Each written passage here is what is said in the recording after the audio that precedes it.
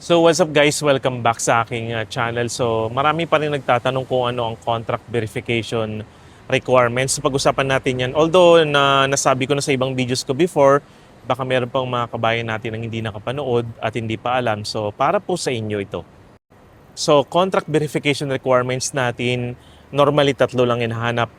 MORE contract, Emirates ID, and passport. So MORE contract na approved ng Ministry of Human Resource and basta yung MORE contract na may stamp ng company nyo at saka stamp ng MORE.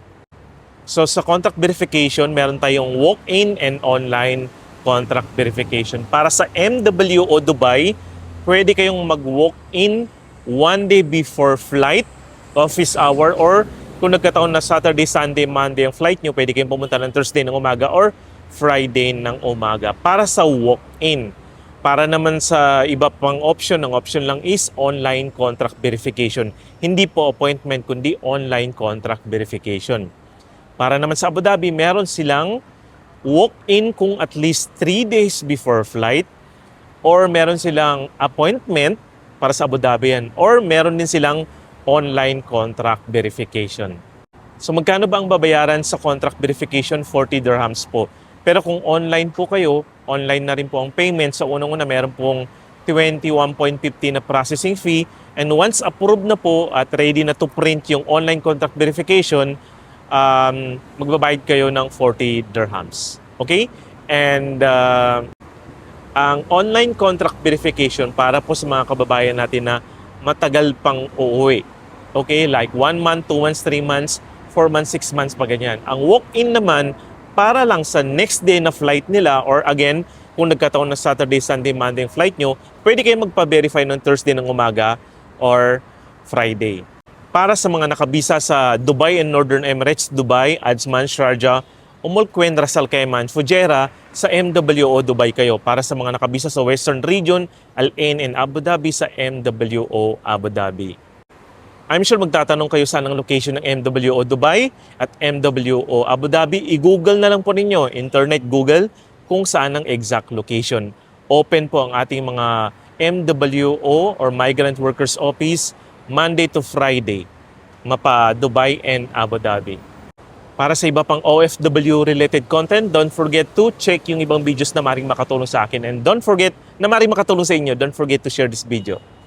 So what's up guys, welcome back sa aking channel. So marami pa rin nagtatanong kung ano ang contract verification requirements. Pag-usapan natin yan. Although nasabi ko na sa ibang videos ko before, baka meron pang mga kabayan natin ang hindi nakapanood at hindi pa alam. So para po sa inyo ito.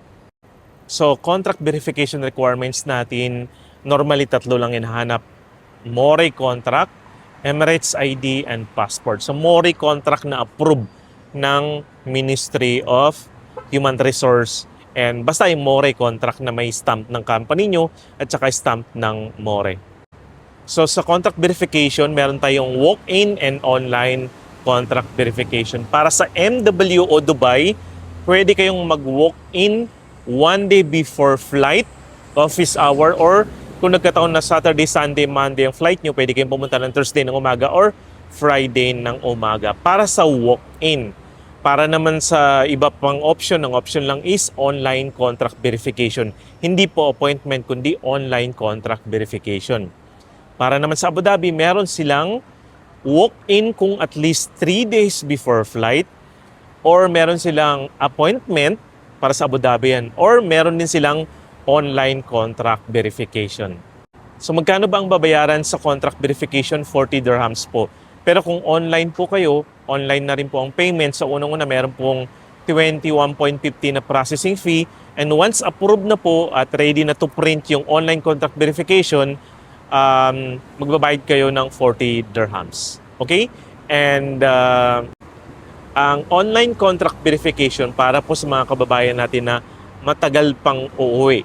Okay? Like 1 month, 2 months, 3 months, 4 months, 6 months pa ganyan. Ang walk-in naman, para lang sa next day na flight nila, or again, kung nagkataon na Saturday, Sunday, Monday yung flight nyo, pwede kayong magpa-verify ng Thursday ng umaga or Friday. Para sa mga nakabisa sa Dubai and Northern Emirates, Dubai, Ajman, Sharjah, Umulquen, Ras Al Khaimah, Fujairah sa MWO Dubai kayo. Para sa mga nakabisa sa Western Region, Al Ain and Abu Dhabi sa MWO Abu Dhabi.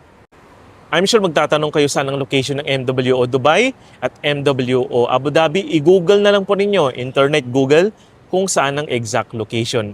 Open po ang ating mga MWO or Migrant Workers Office Monday to Friday, mapa Dubai and Abu Dhabi.